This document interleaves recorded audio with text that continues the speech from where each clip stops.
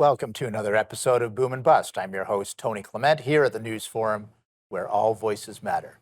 One thing affecting regular Canadians from coast to coast is the eye-watering cost of filling your gas tank. Here to help us understand is the Honourable Dan McTeague. He is a former member of Parliament and an expert on gas prices. He's the president of Canadians for Affordable Energy. Welcome to Boom and Bust. That's great to be here. Thanks, Tony. My pleasure. So, Dan, where are we right now with the world market and domestic prices? Just give us a tour about what's going on right now with when it comes to gas prices and oil prices. Well, let's start with gas prices. This time last year, average prices in Canada were about $1.30 a liter. This year, of course, pushing over $2 a liter. Now, of course, that may come down a little bit as a result of severe nervousness by many that we may be heading into a global recession.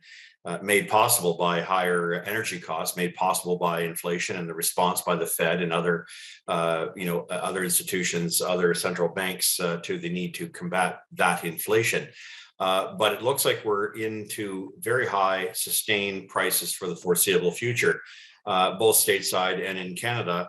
The Canadian example is perhaps better known to all of us, not because we've experienced it, but because we've allowed a policy to develop in this nation that says no to fossil fuels, no to natural gas, no to oil, and therefore, to make sure that that happens, no to pipelines, and then regulation. All things you and I would have discussed over the years is probably improbable, but nevertheless attempted, implemented by the government. The world now finds itself short about 3 million barrels a day. Venezuela won't supply it. Iran can't supply it. Mexico can't supply it. The United States is 1.5 million barrels short. And of course, I don't think we want to ask Russia to do any more damage. So we're now in a very interesting position where the world is asking countries like Canada, with the third largest provable reserves in the world, could you spare us a couple of barrels or maybe a few cubic meters of natural gas? And the answer by Canadians' leadership, no. Well, the fact is, it's only hurting Canadians. It's driving up inflation, reducing the value of the Canadian dollar dramatically. When you were in Parliament and I was in Parliament, we always had the advantage of the petrol loonie. We no longer have that. And so we have a very serious situation on our hands. And I'm going to unpack all of that. Don't you worry. But I do want to come back to one question. Why are prices so high right now? We hit these world prices before, and then gas was $1 a liter less expensive. So walk us through that again.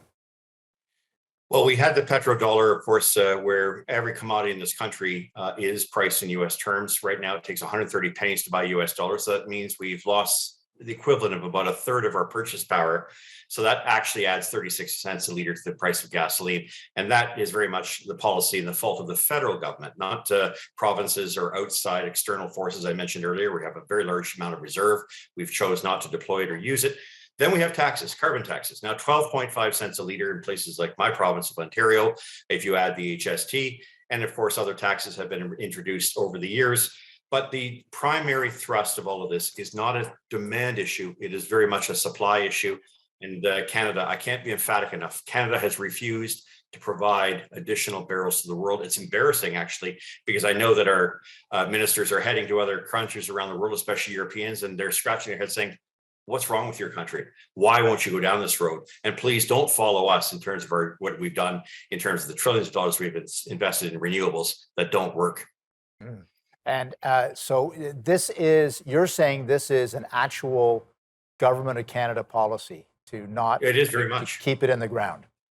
It is the direct result of the Canadian government's position, supported by the NDP, supported by the Greens, and to a large extent the Bloc Québécois especially, to say no, we don't need to produce this, and we want net zero. And no, we don't just want net zero, we just want absolute zero. And be very careful in terms of what I'm saying here. The government isn't going to stop and say, all right, because we can balance off, a carbon credit here or there and pay for it, and the public's going to wind up being poorer for this. We don't want any carbon produced in this country, and as a result, we've faulted ourselves. It is a government of Canada policy to destroy and get rid of the hydrocarbon sector, oil and gas. However, reality, I think, globally, internally, domestically, and price is speaking very differently than that language. And I think we're going to be looking at a rather tectonic shift in the public narrative in this country in the next several months. We're going to continue our discussion with Dan McTeague. He is the president of Canadians for Affordable Energy. We're going to come back after the break. There's lots to discuss. Please stay with us. We'll be right back.